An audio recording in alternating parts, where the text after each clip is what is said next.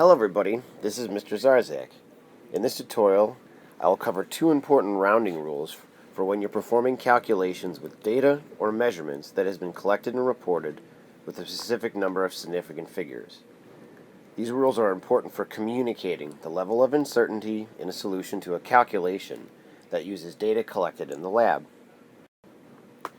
So the good news here is that when you're performing any calculations with lab data, nothing changes in terms of how you do your calculations.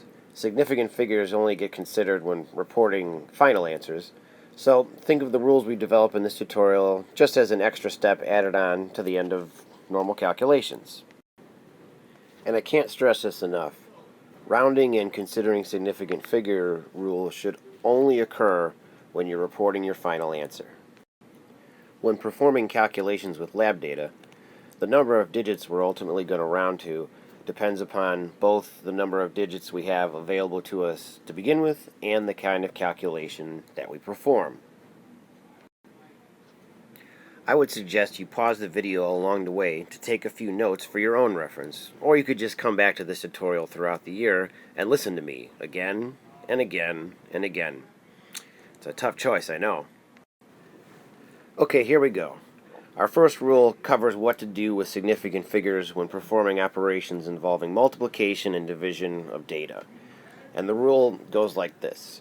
All you need to do is determine which piece of data that you're either multiplying or dividing has the least number of significant figures, and that's going to tell you how many significant figures to round to at the very end when reporting your answer. Okay, so let's jump right in and do an example. In this example, I'm just going to multiply these two numbers. Alright, before I do my multiplication, I'm going to determine how many sig figs are in each of the two values.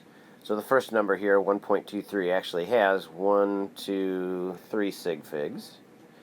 And the second number here, 4, 5, 6, 7.89, has 1, 2, 3, 4, 5, 6 significant figures. The 1.23 has less, so after I finish my calculation, I'm going to round my answer to 3 significant figures. If I use my calculator to do this multiplication, my calculator is going to report out this value, which is pretty darn big here, but I only need to worry about reporting this value to 3 significant figures. Okay, so if I go and look at the number, I got the 5, the 6, and then here the 1 would be the least significant figure, but I have to round, so the next digit happens to be the 8 there, so I would take and round this value to 5, 6, round up to 2, and put a 0 in the ones place. Since we are in a science class, it is of course important to know how to express this value in scientific notation. The number 5,620 could also be written as 5.62 times 10 to the third. Okay, so here's an example for you to try. I'd really suggest that you pause the video and give this a shot before you listen to me explain the solution. So pause now and good luck. So first I'm going to determine the number of significant figures in the two values I'm going to multiply together. So for this top number here, I've got, let's see here, 1, 2, 3, 4, 5 different significant figures. And for the number underneath, looks like I have 1, 2 significant figures. Alright, so it looks like 2 is less than 5.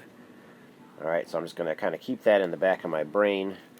Go ahead and perform my calculation, and then I will worry about which value to choose as my answer. If I put the value 6.5315 into my calculator and I multiply it by 4.5, my calculator is going to return 29.39175.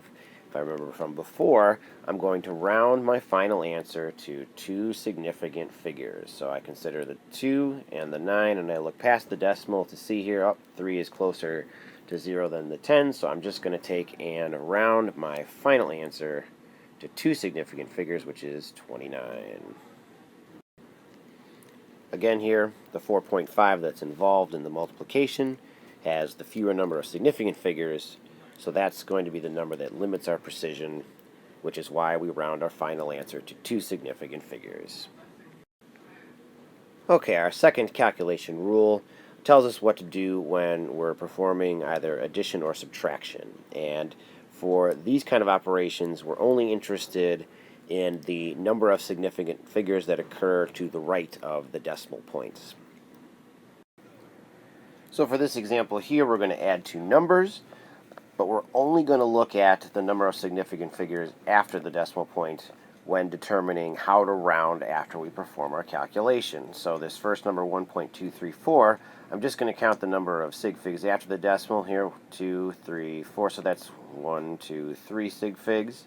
Alright, whereas if I look at the second number, this 567.89, it's only the 8 and the 9 after the decimal point that I need to keep track of for significant figures, so there's 2 for that. Now when I'm doing addition or subtraction, I actually like to write out my numbers like this. One, because I'm old school and I like to do these calculations by hand, but two, it really makes it obvious which of the two pieces of data are more precise. You can see here that there's more digits after the decimal with the 1.234 and less with the 0.89 here after the decimal, which is why this 567.89 is the least precise value for our data. When I do the straight-up addition, I get 569.124, and then for our rules with calculations using significant figures, we do our rounding at the end. Because the 567.89 was the least precise measurement with 2 digits after the decimal point, when I report my final answer, I'm going to round to 2 digits after the decimal point. The 4 value here is closer to 0 than 10, so I can just report my final answer as 569.12. So again, here's an example for you to try. I would suggest that you pause the video and give this a shot before listening to my explanation of the solution. Good luck. Okay, so let's finish this problem. Because I'm doing an addition, I'm only interested in the number of digits that occur to the right of the decimal place. So if I look at the top number, the 123.15, I'm only interested in the 1 and the 5 in terms of significant figures. So that has 2. And for the second number that'll be added to the 123.15, I've got 45.123, so all I got to worry about is counting 1 to the 3 digits to the right of the decimal. Alright, in which case the 123.15 is the least precise measurement, and so that's how many digits I'm going to round to after I perform my calculation after the decimal point.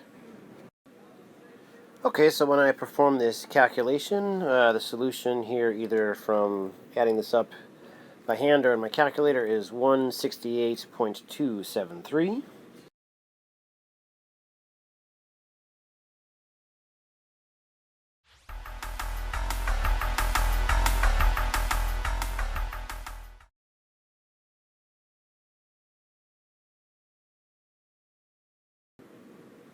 And because I've already determined that the 123.15 with 2 digits after the decimal is the limit to my precision, I know I just need to take this number and round it to the second decimal place.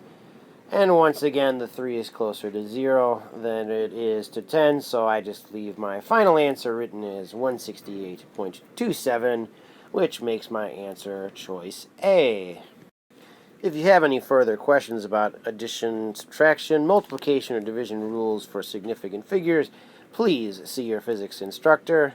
And congratulations, you have survived this tutorial. See you in class.